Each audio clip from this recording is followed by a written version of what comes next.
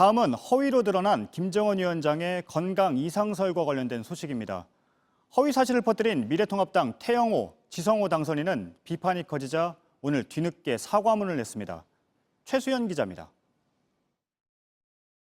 많은 질책을 받으며 말 한마디가 미치는 영향을 절실히 실감했습니다. 오늘 오전 태영호 미래통합당 당선인이 페이스북에 올린 사과문입니다. 오후엔 지성호 미래한국당 당선인도 사과의 뜻을 전했습니다.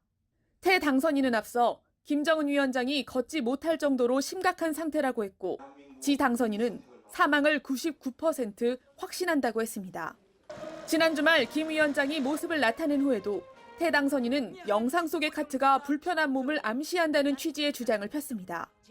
이에 더불어민주당 김부겸 의원은 국방위와 정보위에서 두 당선인을 배제해야 한다며 문제의 심각성을 지적했습니다. 대북 특사로 김 위원장을 만난 바 있는 윤건영 당선인도 의원 활동을 하면 1급 정보들을 취급하게 되는데 우려가 있다고 했습니다.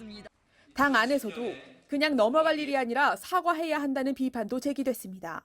그래서 당 안팎의 비판이 커지자 두 당선인이 뒷북 사과를 했다는 지적도 나왔습니다. 하지만 야당에선 두 당선인을 두둔하는 주장도 이어졌습니다. 미래한국당은 상임위 배제 주장에 대해 여당의 피고인들도 법사위에 배치해선 안 된다고 맞받았습니다. 홍준표 전 대표는 상식적인 추론을 한 것으로 매도해선 안 된다고 했습니다. 야권에서 의혹을 제기한 건 두 당선인뿐 아닙니다. 특이 동향이 없다는 정부의 그간의 설명에도 정확한 정보가 아니라는 공격이 이어지기도 했습니다. 트럼프 대통령이 말한 그러한 내용에 대해서 알고 있습니까? 모르죠.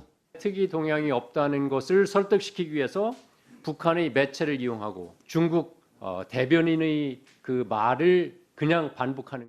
JTBC 최수연입니다. 김정은 위원장을 둘러싼 각종 거짓 정보들이 위험한 건 국가 안보는 물론 경제, 사회 등 여러 분야에 해를 끼치기 때문입니다. 실제로 주식시장은 출렁였고 국론 분열로까지 확대되는 등 우리 사회가 치른 비용은 컸습니다. 아니면 말고식으로 다루면 안 되는 이유를 김선미 기자가 짚어봤습니다. 군용 전원 공급 장치 등을 만드는 방산업체 빅텍의 최근 주가 그래프입니다. 지난달 21일 CNN이 김정은 위원장이 중태에 빠졌다고 보도하자 하루 사이 주가가 23% 넘게 올랐습니다. 태영호 당선인이 김 위원장은 스스로 걷지 못할 것이라고 하자 월초에 비해 2배가량 뛰었습니다. 하지만 지난 주말 김 위원장의 모습이 공개되자 오늘 주가가 20% 가까이 빠졌습니다. CNN 보도가 나온 날엔 한때 주식시장도 폭락하고 원달러 환율은 급등했습니다. 코리아 디스카운트의 가장 큰 원인으로 통상 한반도 안보를 둘러싼 불확실성이 지목되는데 김 위원장을 둘러싼 가짜뉴스는 매우 치명적입니다. 지난 21일 스탠더드앤푸어스는 한국의 국가신용 등급을 유지하면서 북한 관련 위험이 심각해지면 신용 등급을 낮출 수 있다고 경고한 바 있습니다. 정부를 불신하거나 국론이 분열되는 현상도 더 두드러졌습니다. 생필품 사재기까지 가지는 않았지만 국민들의 불안 심리를 자극하고 소모적인 논란을 일으키는 등 치르지 않아도 될 사회적 혼란과 비용은 분명 더 키웠다는 지적이 나옵니다. JTBC 김선미입니다. 북한이 공개한 김정은 위원장의 영상은 과거와는 좀 다른 점이 있습니다. 기존엔 사진이나 짧은 영상을 편집해서 내보냈습니다. 그런데 이번엔 걷고 대화하고 또 담배를 피우는 모습까지 끊지 않고 길게 보여줬습니다. 김민관 기자입니다. 사람들의 환호 속에 김정은 위원장이 나타납니다. 손을 들어 화답하고 대화도 주고받습니다. 빨간색 단상에 오른 뒤 주위를 둘러보며 박수도 칩니다. 조선중앙TV는 20일 만에 등장한 김 위원장의 모습을 이른바 롱테이크 방식으로 담아냈습니다. 한 장면을 10초 넘게 편집 없이 그대로 보여준 겁니다. 영상의 총 길이는 14분을 넘겼습니다. 지난 1월에도 김 위원장은 같은 장소를 방문했는데 당시엔 김 위원장 사진을 편집해 보도했습니다. 길이는 4분 남짓에 불과했습니다.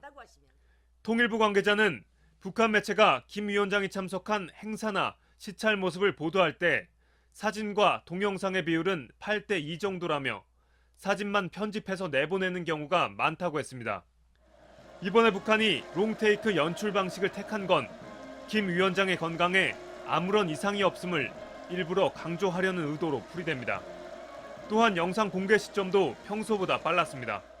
북한은 통상 노동신문 등 인쇄 매체를 통해 사진을 공개한 뒤 다음 날 순차적으로 영상을 공개했지만 이번에는 같은 날 사진과 영상을 함께 공개했습니다. JTBC 김민관입니다. 김정은 위원장을 둘러싼 잘못된 정보들 때문에 생긴 우리 사회의 혼란은 짚어볼 필요가 있습니다. 문재인 정부 당시 청와대 국정상황실장 또 대북특사로 김 위원장을 직접 만났던 분이죠. 더불어민주당 윤건영 당선인이 나와 있습니다. 예, 어서 오세요. 네. 예. 그동안 우리나라에서 김정은 위원장을 가장 많이 만난 사람이라고 스스로 밝히기도 했습니다. 김정은 위원장이 거취를 놓고 그동안 여러 얘기들이 나왔었고 네. 사망설까지 나왔었거든요. 네. 어떻게 보고 계셨습니까? 이번 일은 전형적인 북한 관련 가짜 뉴스라고 보면 될 것 같습니다. 처음 시작부터 최근에 끝났던 상황까지 쭉 진행을 해보면요. 초기에는 카드라라는 일종의 소식통발 뉴스로 시작을 해서 그들이 조금씩 내용을 채워가는 과정을 거쳤습니다. 특히 그 과정에서 미래통합당 당선인 두 분의 역할이 컸습니다. 탈북인 출신이다 보니까 국민들이 갖는 북한 정보에 대한 신뢰성이 일단 있겠다라는 생각 속에서의 그분들의 확신에 찬 내용들, 99% 사망이다, 예. 또 긋지도 못한다라는 식의 내용들이 더해지면서 이게 가짜 뉴스가 만들어진 건데요. 저는 이번 사건의 본질은 과거의 그릇된 행태를 반복 답습했다라고 생각합니다. 첫 번째로 북한이라는 곳이 정보가 제한적이다 보니까 팩트 체크가 제대로 되지 않습니다. 언론이나 전문가들이 팩트 체크를 소홀히 하는 부분이 하나가 있고요.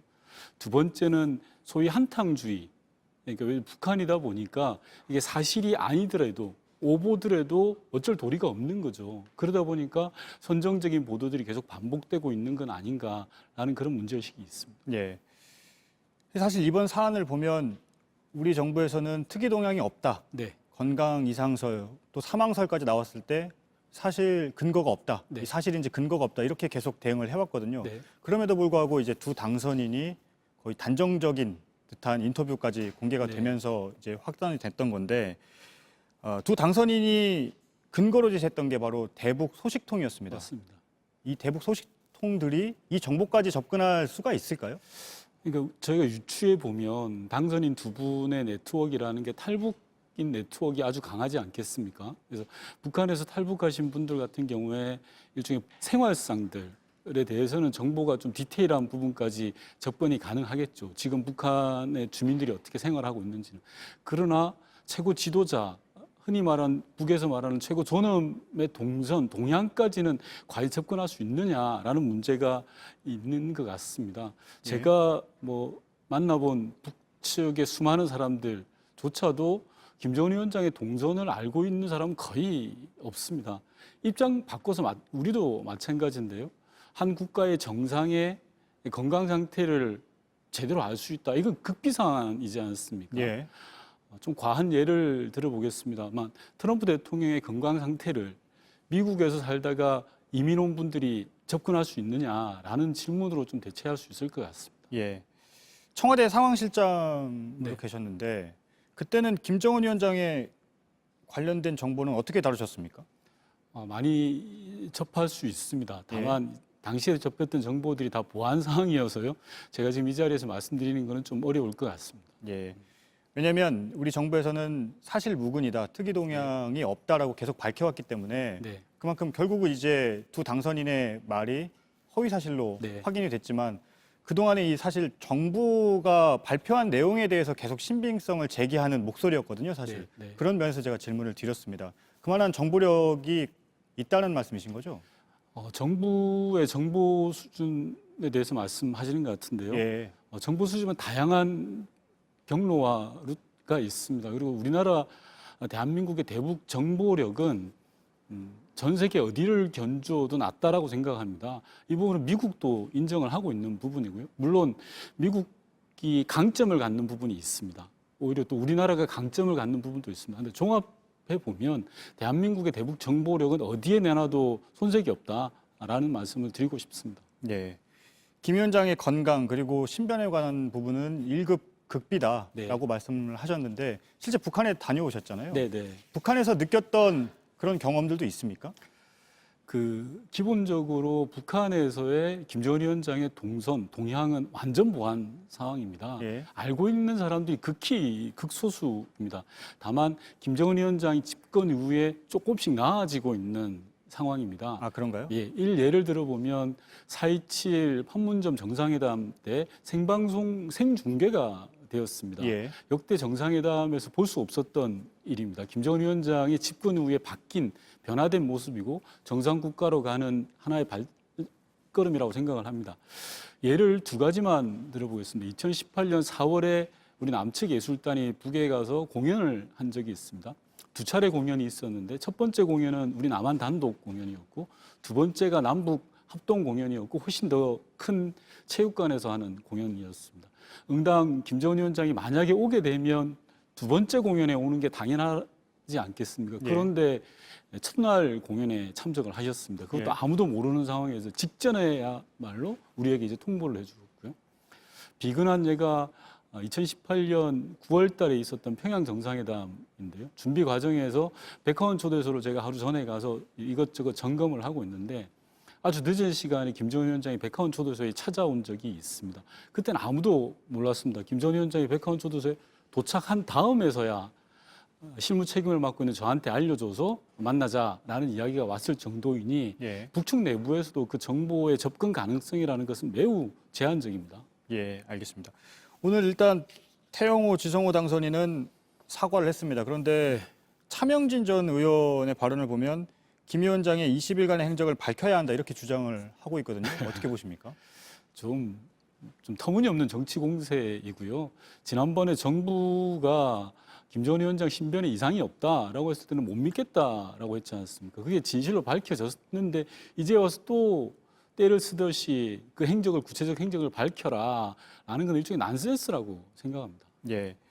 결국 뭐 김 위원장이 그 공개 활동을 하는 동영상이 공개가 네. 되면서 모든 의혹은 사실 정리가 됐습니다. 네. 허위 사실로 판명이 났었고요. 네. 영상 얘기를 좀 할 텐데요. 네. 이번 영상 공개가 이례적으로 길게 공개가 됐다. 네. 이런 분석들도 있는데 영상에 대해서는 어떻게 분석을 하십니까? 종합적인 분석이 뒤따라야 될 것 같습니다. 영상이 길다 또는 롱테이크다. 김정은 위원장이 담배 피는 장면이 들어갔다. 이런 단편을 가지고 분석을 하는 것은 예. 또 다른 가짜 뉴스에 빠질 우려가 있다라고 생각을 예. 합니다. 이제 그런 사소한 부분들에 민감하게 접근할 게 아니라 긴 틀에서 좀 봐줘야 될 것 같고요. 하나 꼭 말씀드리고 싶은 건 정부의 발표에 대한 신뢰를 좀 가져줬으면 하는 게 있습니다. 기존의 권위주의 정부 시절에 정부의 일탈과 잘못된 행동으로 인해서 정부 발표에 대해서 특히 대북 정부에 대해서 상당히 신뢰하지 못했던 점이 있지 않습니까? 하지만 문재인 정부 들어서는 투명성의 원칙 하에 국익에 반하지 않는 모든 정보들을 제때 공개하고 있다고 생각합니다. 그 부분에 대해서는 신뢰를 가지고 정부를 믿어줬으면 하는 부분이 있습니다. 네, 알겠습니다. 잘 들었습니다. 더불어민주당의 윤건영 당선인이었습니다. 감사합니다. 고맙습니다. 북한군이 우리 군 지피에 총격을 가한 사건에 대해 유엔사가 조사에 들어갔습니다. 어제 사용된 총은 서너 발씩 연발이 되는 고사총인 걸로 파악이 됐습니다. 김태영 기자입니다. 유엔군 사령부 군사정전위원회가 북한군 총격을 받은 우리군 감시초소 GP에 현장 조사팀을 파견했습니다. 북측 총격이 벌어졌던 당시 상황과 직후 우리군의 대응 사격이 이루어진 경위를 조사하기 위해서입니다. 유엔사 관계자는 비무장지대에서 총격 사건 등이 나면 정전협정 위반 여부를 따지는 게 유엔사 군정위의 임무라고 설명했습니다. 우리 군 당국은 이번 총격은 우발적인 사고라고 판단하고 있습니다. 북측 GP에서 근무교대가 이뤄진 시간대였고 짙은 안개로 시야를 확보하기 어려운 데다 인근에서 일상적인 영농 활동이 있었다는 점 등을 근거로 들었습니다. 미국 역시 이번 총격에 의도는 없는 걸로 봤습니다. We think those were accidental. South Koreans did return fire. So far as we can tell, there was no loss of life on either side. 정부는 북측이 9.19 군사합의를 위반한 건 명백한 만큼 전통문을 보내 강력히 항의했습니다. 북측은 아직 어떠한 반응도 내놓지 않고 있습니다. 이런 가운데 군 당국은 북한이 당시 사용한 총이 한 번 당기면 서너 발씩 연발되는 14.5mm 고사총인 걸로 파악하고 있습니다. JTBC 김태영입니다.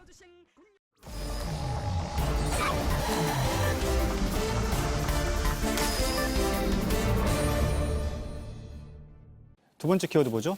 네, 독심술. 이번에는 독심술 뒤에 물음표를 붙였습니다. 윤상현 국회 외교통일위원장이요. 북한의 GP 도발에 대해서 김정은의 정치 메시지다 이렇게 주장하고 나섰습니다. 그런데 눈길을 끄는 건 나는 전혀 변하지 않았고 변하지도 않을 것이다. 또 나와 핵 협상을 하려면 또 나는 미국 대선까지 도발 수위를 계속 높여나갈 것이다. 이런 식으로 나라는 주어를 써서 마치 김 위원장의 마음을 들여다보기라도 한 것처럼 분석을 이어갔다는 점입니다. 이렇게 쓴 글에서 김 위원장의 마지막 4번 메시지라고 정리한 건 한국 정부는 빠지라는 거였습니다. 예. 그 말 그대로 1인칭 주인공 시점으로 쓴 거네요. 그렇습니다. 그런데 이 내용을 보면 총격이 우연이라는 건 믿을 수 없다 이런 취지입니까? 그렇습니다. 우발적으로 즉 사고로 난 일이라면은 사실 메시지란 게 담길 수가 없겠죠. 근데 메시지를 분석해 놓은 겁니다. 그래서 윤 의원에게 물어봤습니다. 우발적인 총격이란 분석을 믿지 않는다는 답이 돌아왔습니다. 구체적으로는 김 위원장 명령 없이는 도발이란 건 안 된다. 우발적 도발이란 전례가 없다고 했습니다. 또 잠적한 뒤에 등장해서 이목을 집중시키고 도발해서 몸값을 올리는 게 김 위원장의 전형적인 패턴이라고도 주장했습니다. 예. 사실 윤 위원장은 초반에 김 위원장의 건강 이상설에 대해 힘을 싣기도 했잖아요. 맞습니다. 물론 어느 정도 시간이 지난 뒤에는 열흘 정도 안에는 나타날 것이다 이렇게 예측하긴 했습니다만 이상설이 퍼지기 시작한 초반에요. 날짜로 치면 지난달 21일입니다. 처음에는 김정은 위원장이 심혈관 질환 수술한 게 맞는 것 같다라고 추정을 했고 26일까지도 엄청난 위중 상태로 추정된다라고 주장한 바가 있습니다. 네.